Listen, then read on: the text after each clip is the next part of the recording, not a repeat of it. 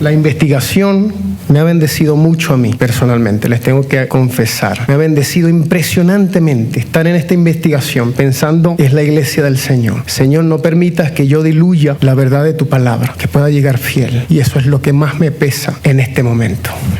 De manera que yo quisiera que no fuera un sermón como siempre, sino que juntos podamos analizar lo que dice la Biblia al respecto de lo que vamos a hablar hoy. ¿Les parece? Que me ayuda de esa manera. Yo le comparto un poco de las herramientas que me ha enseñado mi pastor y ahí nos unimos para analizar juntos la verdad de la Escritura. En primer lugar, y antes de leer, antes de comentar cuál es el pasaje que vamos a usar en este breve tiempo, les quiero compartir una historia corta. Algunos ya la conocen. Era 1990. Me acuerdo con tanta precisión porque el mes 4 de ese año yo estaba cumpliendo 7 añitos. Mi papá, antes de que yo naciera, ya estaba muy comprometido con la obra del Señor de una manera muy profunda. Y esto, por supuesto, influye en nosotros, sus hijos. Ezequiel, que está por allí, no me deja mentir. Y un buen día de este final de los 80, avanzado casi el mes 5, me recuerdo tan claramente porque entré al colegio en la primaria, por fin ya sabía leer muy bien. Y llega un buen día mi papá a casa y nos dice, antes de comer el desayuno, ustedes tres, mis hermanos y yo, se van a leer un capítulo de la Biblia y se van a memorizar un versículo. Eso para poder sentarse a la mesa a comer. Esto es una historia que hemos contado repetidas veces de pronto Ezequiel y yo. Algo que es una realidad y que en esta vez me sirve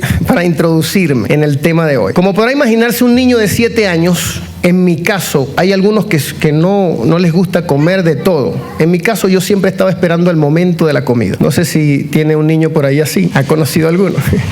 Siempre estaba esperando con ansias ese momento. Siempre me encantó comer. Entonces mi papá se da cuenta de eso y nos dice, muy específicamente, van a leer antes de comer el desayuno. Entonces, claro que no me lo tomé para nada bien. Tenía que ver de pronto muchas letras, leer mucho, aprender, memorizar algo para luego tener la recompensa de comer, ¿no? Y comer como a mí me gusta. Entonces se podrá imaginar que revisaba el capítulo primero. Esto se hizo una práctica real. Yo iba a la Biblia no con la intención de estudiar porque quería estudiar, era una ley en la casa, ¿no? Entonces revisaba el capítulo, yo veía dónde empezaba y dónde terminaba. Y a veces me conseguía con esos capítulos bien chiquititos. Esto va a estar fácil, voy a comer rápido. Y un buen día me consigo con ese capítulo de la Biblia, el Salmo 119. Sí, los que ya conocen la Biblia y la manejan, saben que me refiero a ese capítulo tan extenso, 176 versículos. Yo vi ese capítulo y yo dije, ¿cómo me pasa esto a mí? Eran varias cosas en mi Biblia. Y este es el primer encuentro que tengo yo con el Salmo que vamos a estudiar esta mañana. ¿Qué les parece? Han pasado muchos años, por supuesto. Eso que estoy contando tiene más de 30 años. Y luego, en este andar, en la manera en cómo me afecta a mí la palabra del Señor, me consigo con que el Salmo 119 está bajo un tema súper maravilloso, el grandioso, glorioso y supremo valor de la palabra. Y me encuentro también en el estudio ya un poco más comprometido, viéndolo de manera diferente, que este salmo ha sido de gran interés histórico, no solamente porque es tan extenso, sino por su estilo literario. La mayoría es posible que sepa que el estilo literario de los salmos es la poesía, ¿no es cierto? Entonces es fácil por lo menos darte cuenta que hay mucho arte aquí, ¿no? Esto es una de las bellezas de estos salmos. Lo siguiente también tiene que ver con su forma, con su estructura, y esto se los comento porque nos va a servir a todos para que analicemos juntos lo que dice la palabra. Lo otro muy interesante es que dentro de la poesía hebrea existen estilos y estilos.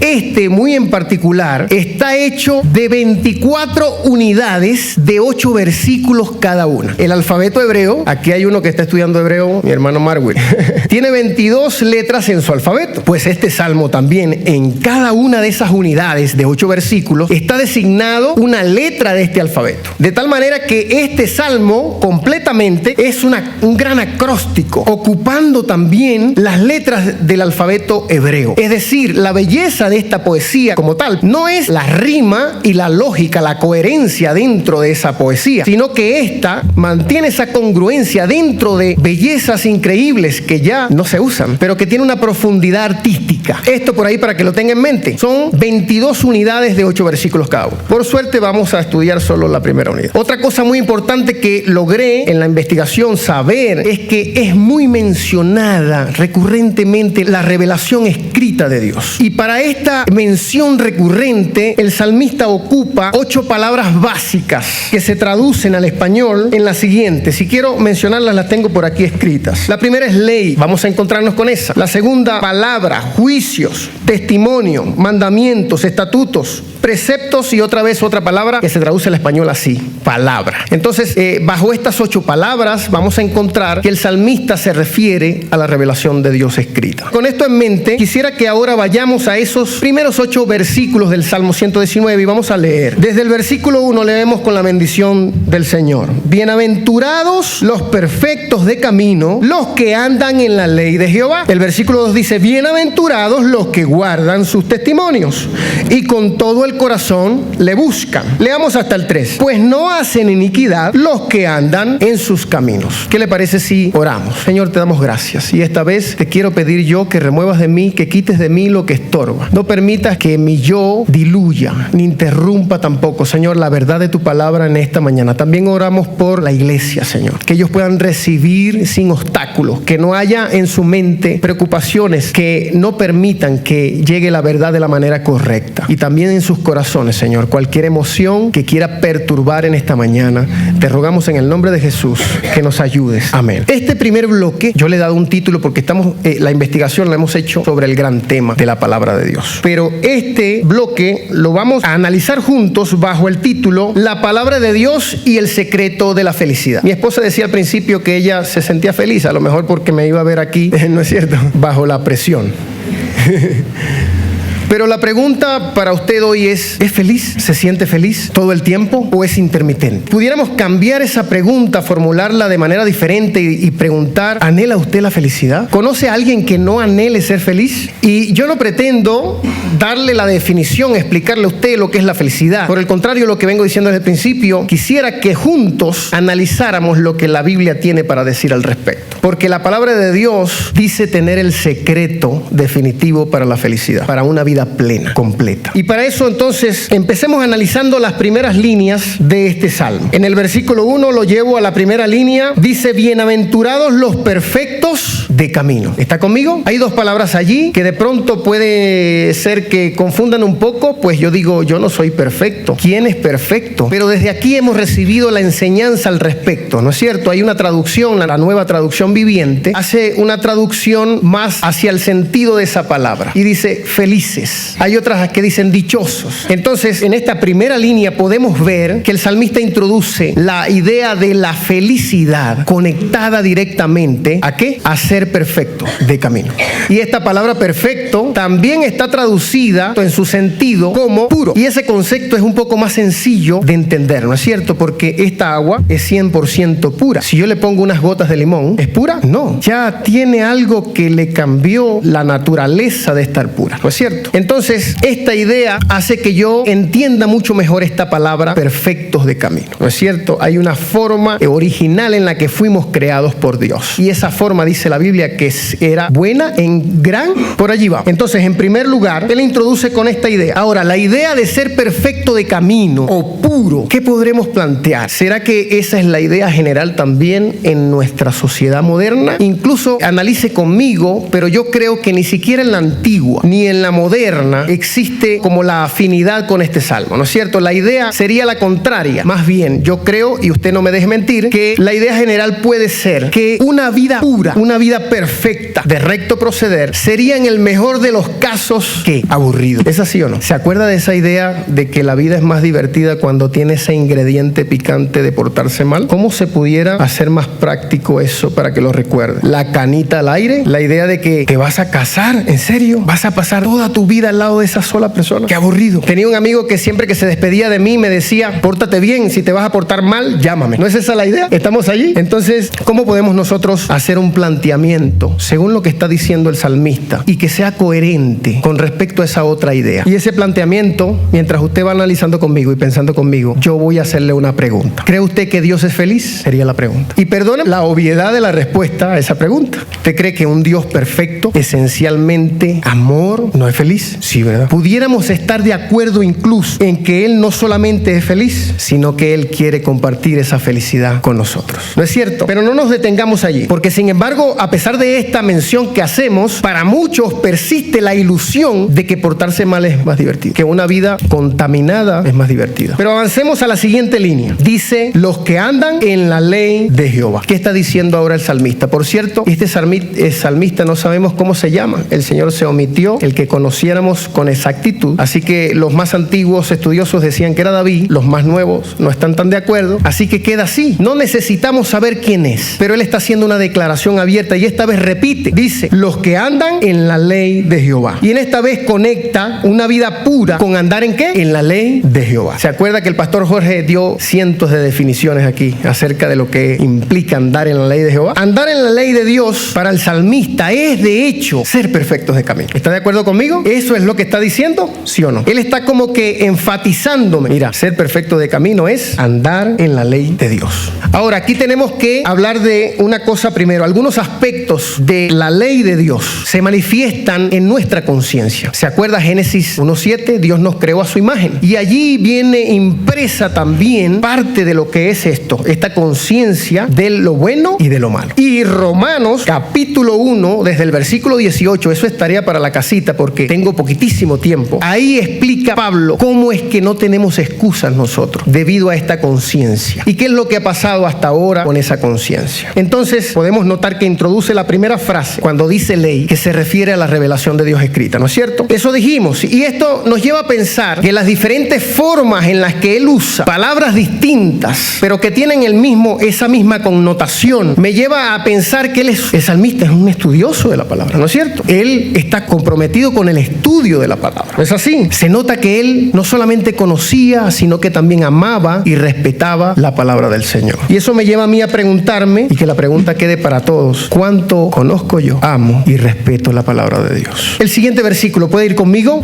Bienaventurados los que guardan sus testimonios. Y aquí está otra palabra. Usa otra palabra para referirse a la revelación escrita de Dios. Pero no solamente eso, sino que está repitiendo exactamente lo mismo del versículo anterior. Y esto también responde al paralelismo que es muy común en este tipo de poesía, que empieza con una afirmación, una declaración, y en el siguiente párrafo entonces da una descripción que te lleva a entender mucho mejor lo que está diciendo al principio. ¿Se da cuenta de eso? Entonces no solamente eso, sino que introduce la palabra guardar. Y nos vamos a enfocar en esta palabra ahora, que por cierto está traducida en su sentido como más que oír, más que memorizar, más que estudiar, obedecer, practicar la palabra de Dios. ¿Está conmigo allí? Vamos analizando juntos, de verdad. No me dejes solo, por favor. ¿Ok? Entonces, es interesante cómo el salmista en esta oportunidad entonces atribuye la felicidad a una obediencia de la palabra de Dios, no solamente a su estudio. Y esto, claro, si yo quiero solamente conocer la clave de la felicidad, entonces ya supe. Ahora, ¿cómo hago? Pero vayamos más adelante, porque dice, y con todo el corazón le busca. Hemos hablado aquí que puede implicar adorar a Dios o amarlo con toda tu mente, con todo tu corazón y con toda tu fuerza, ¿no es cierto? ¿Se acuerda de eso? Pero más allá de eso, yo puedo ver a mi Señor allí en este mismo pasaje que es un cántico. De pronto puedo dejar de ver al salmista que está cantando inspirado por el Espíritu Santo y veo a mi Señor con el corazón abierto para hablar a mi corazón a través de un cántico. Y en un acto profundo de amor, Él me advierte de un peligro tremendo al ir a la palabra de Dios de la manera incorrecta. Escuche bien, por favor. ¿Cuál es ese peligro? Y ayer, estando aquí, lo pudimos por lo menos decir en poco tiempo. Él nos advierte de no venir a su palabra solo con el frío cálculo de esa investigación intelectual. Solo quiero saber una información e irme. No. Debo saber que si voy a la palabra de Dios, en su palabra voy a encontrar al Dios de la palabra. ¿Está conmigo allí? Y yo quiero que ahora vayamos a Juan 5:39, por favor. Y vamos a recordar lo que el Señor mismo, estando en ese tiempo que estuvo entre nosotros. Hay algo interesantísimo aquí en este pasaje. Ya se va a recordar. Es famosísimo. Están allí los que más saben de la ley, los que más estudian la ley. Yo dificulto que usted y yo juntos hayamos ocupado el tiempo que ellos ocupaban para escudriñar de manera tan minuciosa preciosa la ley de Dios. Y mira lo que el Señor les dice. Juan 5, 39 y 40. Ustedes examinan las Escrituras porque piensan tener en ellas la vida eterna. Y escucha lo que el Señor dice, exclamando, con signos de exclamación está. Y son ellas las que dan testimonio.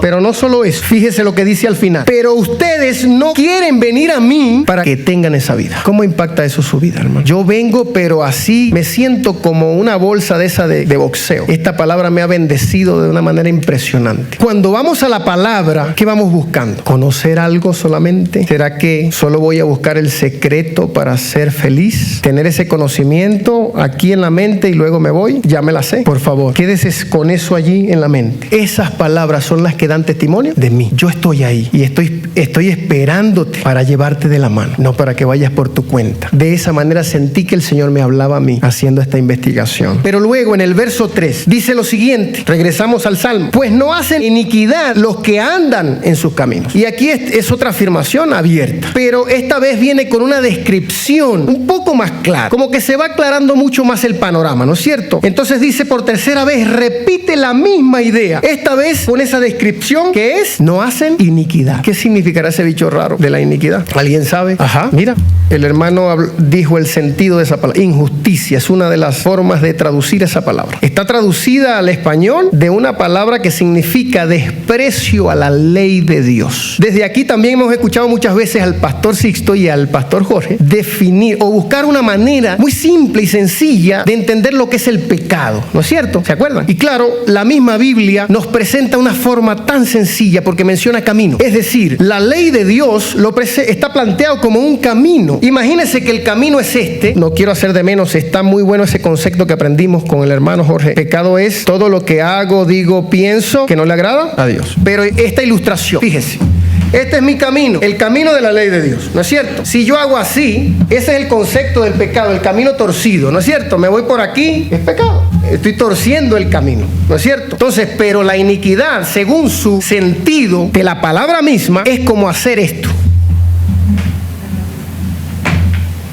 Gráficamente. Quiero que les quede ahí de manera gráfica, porque la iniquidad es el mismo pecado con el agravante de despreciar la ley de Dios de manera deliberada. ¿Se entiende eso? Es decir, no es que yo he pecado porque desconozco la ley de Dios. No, conozco la ley de Dios y aún así la desprecio. Me voy para el otro lado. Pues, ¿se entiende la idea? Más adelante en este estudio conseguí lo más importante. Y le voy a hacer leer rápidamente. La idea de iniquidad está por primera vez en el hilo bíblico, por primera vez en Ezequiel, capítulo 28, 16. Ni siquiera lo tiene que leer, lo va a recordar. Se va a acordar la referencia que hace Ezequiel al ángel caído. ¿Se acuerdan? A causa de la multitud de tus contrataciones, fuiste lleno de iniquidad. Es decir, la iniquidad nadie la creó. Ahí nadie creó el pecado y la iniquidad. Se presenta como una corrosión de algo que está hecho en su forma original bueno en gran manera. Entonces, fíjese bien, yo quiero hacer la diferencia. Siempre está la iniquidad en la Biblia representada y con relación al pecado. Luego, el apóstol Pablo va a explicar más adelante, vamos a buscar por aquí, en Romanos, él va a hablar de no presentar nuestros miembros, ¿se acuerdan? Como instrumentos ¿de qué? De iniquidad. Y al final dice, más bien, preséntense delante de Dios como vivos dentro de los muertos y sus miembros como instrumentos de justicia. Conocidito, no tenemos que leerlo ahorita, porque ya se nos termina el tiempo. Entonces, es para afirmar la idea, o mis miembros son instrumentos de justicia, es decir, la ley de Dios, o son instrumentos de iniquidad, el camino contrario, desafiando la ley de Dios. Queda claro, ¿verdad? Luego, en 2 de Tesalonicenses, el mismo apóstol Pablo va a hablar del misterio de la iniquidad y va a hablar del inicuo como el que se levanta contra todo lo que es Dios. Queda ahí suficientemente claro que la iniquidad es el camino totalmente contrario y así con la mano alzada contra Dios. Entonces, si quedara todo allí, estaríamos perdidos, súper perdidos. Pero quisiera que usted vaya conmigo al libro de Éxodo, capítulo 34, versículos 6 y 7. Y yo voy a ir leyendo porque ya me quedan unos 5 minutitos. Dice de la siguiente manera, Jehová, Jehová, exclama, signos de exclamación. Es el monte Sinaí, es la restricción de las tablas de la ley. ¿No es cierto? Ahí está Moisés, lo pongo un poco en contexto. Y entonces Jehová dice, Jehová fuerte, misericordioso, él mismo está hablando, y piadoso, tardo para la ira y grande en misericordia y verdad, que guarda misericordia a millares, que perdona la iniquidad. Es decir, desde el principio el Señor ya viene revelando su plan de redención para nosotros. Hay una solución y la viene presentando de manera muy consecutiva consecuente desde el Génesis. Entonces, si nos vamos ahora a una conclusión sencilla, usted y yo, con respecto a esto. En mi caso, usted vaya pensando, pudiéramos concluir a estos 3 primeros versículos de la siguiente manera y con la siguiente afirmación. Los que andan en sus caminos no solo han aprendido a caminar esos caminos con la palabra del Señor, sino que Dios con su palabra también da la gracia y el poder para ser capacitados y poder andar nosotros en sus caminos. ¿Está de acuerdo conmigo? Sin Dios no podemos. Y de esa manera podemos ir a la última parte de este bloque, como para ir terminando esta última parte. Y le voy a confesar que esta es la parte que más me gusta. ¿Por qué? Porque hasta ahora yo puedo ver un salmista que parece estar en un nivel superior al mío. Él hace declaraciones que me hacen sentir pequeñito. Yo me siento tan chiquitico cuando me comparo con lo que él está diciendo. ¿Será que yo puedo hacer eso? Entonces, leemos a partir del versículo 4 en adelante, por favor. Sígame allí. Y dice lo siguiente: tú encargaste que sean muy guardados tus mandamientos. Versículo 5. Ojalá fuesen ordenados mis caminos para guardar tus estatutos. Entonces no sería yo avergonzado cuando atendiese a todos tus mandamientos. Y termina diciendo: te alabaré con rectitud de corazón cuando aprendieres tus justos juicios. Tus estatutos guardaré, no me dejes enteramente. Y esto a mí no se imagina cómo me bendijo. Ya el salmista no es tan diferente a mí. Ya el salmista se parece a nosotros, ¿no es cierto? Él también anhela la felicidad, como usted y como yo. Él también la desea. Él sabe que está allí, lo declara. Pero en este momento, al principio, lo primero que notamos es que esto deja de ser una declaración abierta y se convierte en una oración a Dios. ¿Se dio cuenta de eso? ¿Cómo sabemos eso? Él dice: tú encargaste que fueran muy guardados. ¿Tú quién? Cuando él dice tú encargaste, ¿a quién él está hablando? ¿De quién son los mandamientos? Porque dice tus mandamientos. De Dios. ¿No es cierto? El salmista está hablando entonces ¿con quién? No sabemos qué salmista es, pero sabemos con quién está hablando. ¿Cómo llamamos a eso de hablar con Dios? Oración. El salmista ahora está orando y lo hace personal. El salmista ahora reconoce que puede ir a la palabra y conocer cómo es el camino, pero que él solo es incapaz, que él solo no puede, que hay algo en él. ¿Se acuerda lo que dijo Pablo? Miserable de mí, ¿quién me librará de este cuerpo de muerte? ¿Está conmigo ahí? Vamos concluyendo esto. Ahora podemos ver que él no solo es un estudioso de la palabra, es un hombre de oración también, ¿no es cierto? Entonces tenemos 2 consejos importantísimos para ir a la palabra si queremos tener una vida plena. Primero, ¿cómo debo ir? Debo reconocer que yo solo no puedo ni entender completamente y obedecer menos, ¿no es cierto? No me deje mentir porque yo me siento así. Y entonces dice, y esta vez hace otra conexión, pero mucho más directa. Él conecta directamente la felicidad ahora a la obediencia que ya usted sabía, pero muy encargada por Dios. Él te deja claro, tú encargaste que fuera muy, un énfasis, ¿ok? No es la mitad, no es un poquito, no es con la mente nada más, ¿no es cierto? Entonces, él entiende y reconoce que es muy difícil obedecer estos mandamientos. Así que él viene no solamente a obedecer, sino que también él ora a Dios y nos queda esa gran enseñanza. Él ora a Dios para que le dé la capacidad de obedecer y no lo hace de cualquier manera. Él exclama, así como esa exclamación del Señor a los fariseos. Él dice, ojalá fuesen ordenados mis caminos. Me hace acordar de esa oración del leproso, ¿se acuerda? Señor, si tú quieres, puedes limpiarme. Hay una versión que ya está traducida con el sentido de esta frase. Dice, Señor, tú puedes ordenar mi corazón, que es tan inestable. Hoy quiero, mañana no quiero. Puedo estar animado ahorita y en una hora ya no estoy animado. ¿No sabe cómo me costó salir de mi casa hoy? Entonces, ¿qué se necesita? Primero, la vulnerabilidad del salmista me deja ver, yo tengo que venir. Yo no le puedo mentir al Señor para empezar, ¿no? Señor, perdona mis pecados. Quita de mí lo que estorbo para entender tu palabra. La Biblia dice que si hemos cometido pecado, Él es fiel y justo para perdonar nuestro pecado, que si confesamos nuestros pecados. ¿No es cierto? Y hay mucho para avanzar. Se nos terminó el tiempo. Porque Él termina, te alabaré con rectitud de corazón. ¡Wow! Eso me dio duro. Estamos haciendo el estudio de adoración hace rato. El salmista se da cuenta que alabar a Dios cantando, él está cantando aquí, no es lo que lo hace a él un verdadero adorador. Él no quiere vender la falsa idea de que si yo canto en la iglesia muy bonito, ya le alabo y el resto de mi vida es un desastre. No, él quiere que su alabanza profesada sea consecuente con su vida cotidiana. Él no quiere ser un hipócrita. Él se dio cuenta que puede cantar porque canta bonito y la gente va a aplaudir. Y qué bonito, sirve al Señor, alaba a Dios. Y el resto de tu vida alaba a Dios, Emmanuel. ¿Cómo es alabar a Dios entonces con rectitud de corazón? Si no lo aprendo en su palabra, llevado de su mano. Y él cierra, pero cierra con un sello tan espectacular, el sello del compromiso. Porque si hay algo que tiene usted de responsabilidad en esta relación, esta es una relación relación. ¿Usted se acuerda de esas relaciones donde uno de los dos es emocionalmente tan inestable y el otro le toca llevar todo el peso, que cuando tú ves esa relación a ti te duelen los hombros? ¿Se acuerda? ¿Ha visto algún caso? Hemos visto muchos, ¿verdad? Pues esta relación va a ser medio parecida, ¿sabe? Él lleva la mayor parte del peso por mí, pero hay un compromiso de parte mía, y lo hace el salmista aquí para cerrar. Leamos ese versículo: tus estatutos guardaré, no me dejes enteramente. Tus estatutos guardaré. Eso me parece una expresión que solo el Señor podía hacer. ¿Se da cuenta? ¿Quién puede decir tus estatutos guardaré? Así, yo lo voy a hacer. No, yo vuelvo, se me hace borrosa otra vez la imagen del salmista y puedo ver al Señor que me viene preparando para lo que Él va a hacer. Él lo va a hacer posible por mí. Pero el compromiso mío, cuidar esa relación, que es el secreto fundamental de principio a fin de la felicidad. Que el Señor les bendiga, mis hermanos. Podemos orar al Señor. Señor, te damos gracias. Gracias por tu palabra, porque tu palabra es verdad. Purifícanos y vivifícanos en tu palabra, Señor. Permítenos no solamente entender tu palabra, sino que en tu palabra te encontramos a ti, la joya más preciosa que podemos encontrar en tu palabra. Y te rogamos en el nombre de Jesús que nos enseñes a caminar y también nos des la capacidad para caminar dentro de tu ley. En el nombre de Jesús te lo rogamos. Amén. Amén. Que el Señor les bendiga.